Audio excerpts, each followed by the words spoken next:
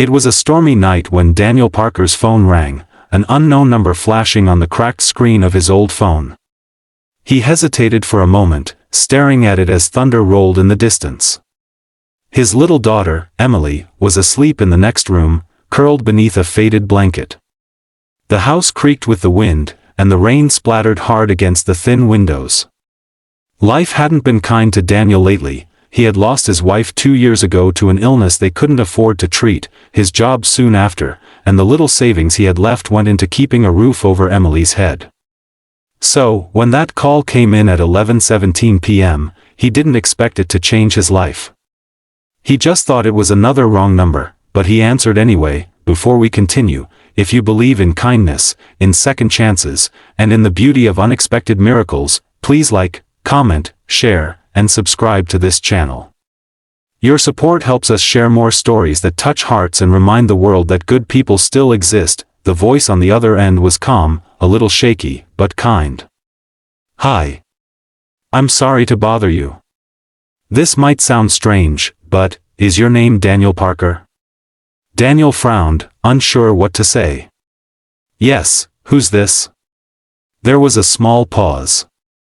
You don't know me, she said softly, but I think I owe you an apology. That sentence caught him off guard. He had no idea what she meant. The woman explained that she had recently moved into the mansion next door, a massive white estate that had been empty for years, its tall iron gates separating her world from his. He'd seen lights flicker there the past week, but never anyone outside. My dog wandered off tonight, she said. And your daughter found him near your porch.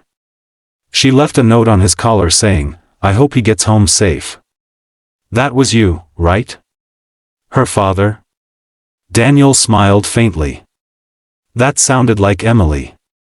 His little girl had a habit of rescuing stray animals, birds, kittens, once even a turtle.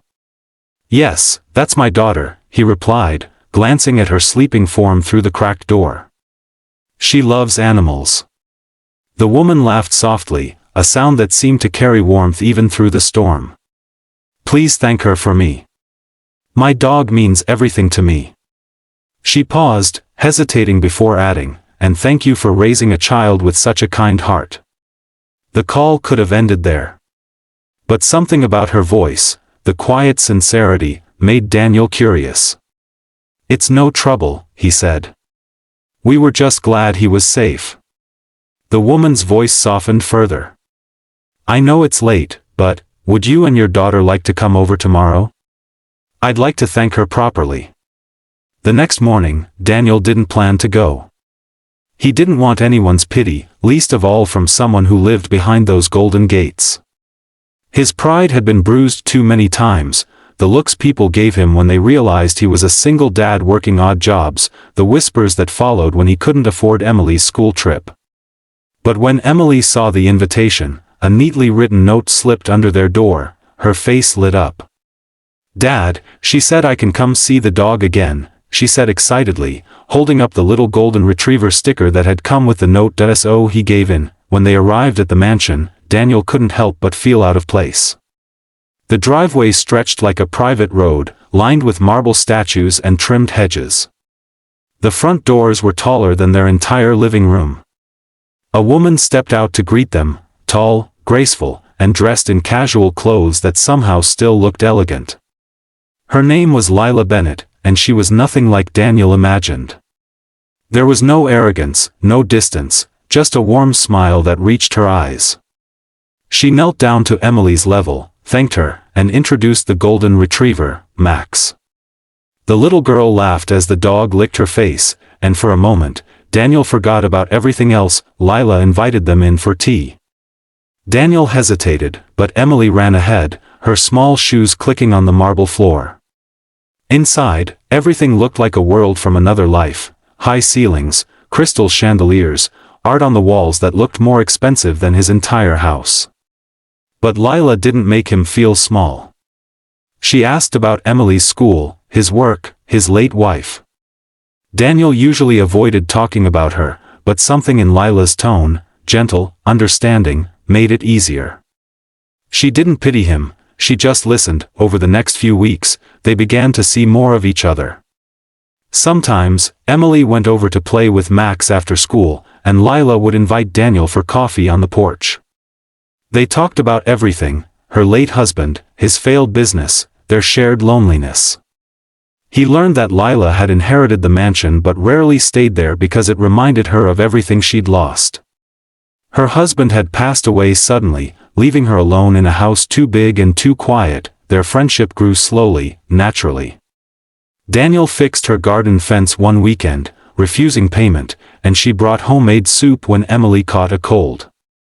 They became part of each other's days, not because of charity or obligation, but because their broken pieces seemed to fit together somehow. Then one day, Daniel's world started shaking again. He received an eviction notice. The owner of his rental house was selling the property, and Daniel had 30 days to leave. He tried everything: extra shifts, loans, asking friends, but nothing worked.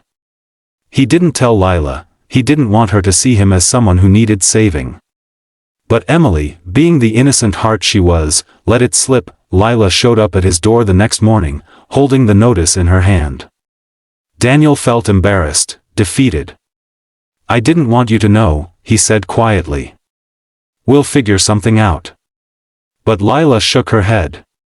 "You've done everything for everyone else.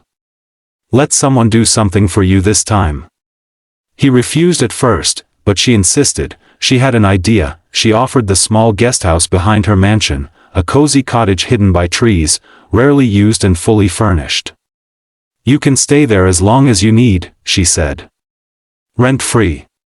Consider it a thank you, not for finding my dog, but for reminding me what kindness looks like." Daniel was speechless. He wanted to say no, but when he saw Emily's hopeful eyes, he finally said yes. Moving into the guesthouse felt surreal.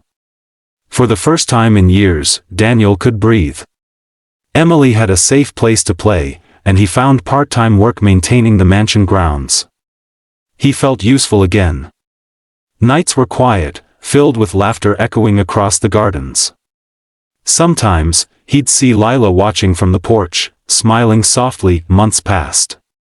Their friendship deepened into something unspoken, something they both felt but never said aloud. Daniel didn't think a woman like her could ever see him that way, a man who'd lost everything, living in her backyard.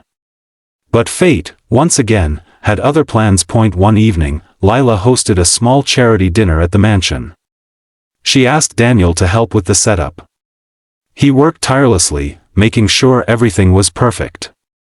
But during the event, one of her wealthy guests made a cruel remark, whispering how kind Lila was to let the gardener's family live on her property. Daniel heard it. He tried to walk away quietly, but Lila stood up in front of everyone. Her voice trembled but carried strength.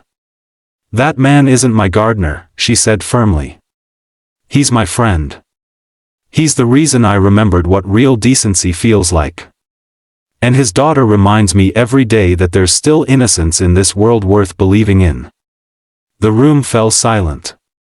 Daniel looked at her, stunned. And for the first time, she met his eyes not with sympathy, but with something deeper, something that made his heart ache and heal all at once. After the guests left, Daniel walked out to the garden. Lila followed. The night air was soft, carrying the scent of roses. She stood beside him, quiet for a moment, then said, "You changed this house, Daniel. It used to feel empty. Now it feels alive again." He turned to her, his throat tight. "You changed me too," he said. That night, nothing more needed to be said.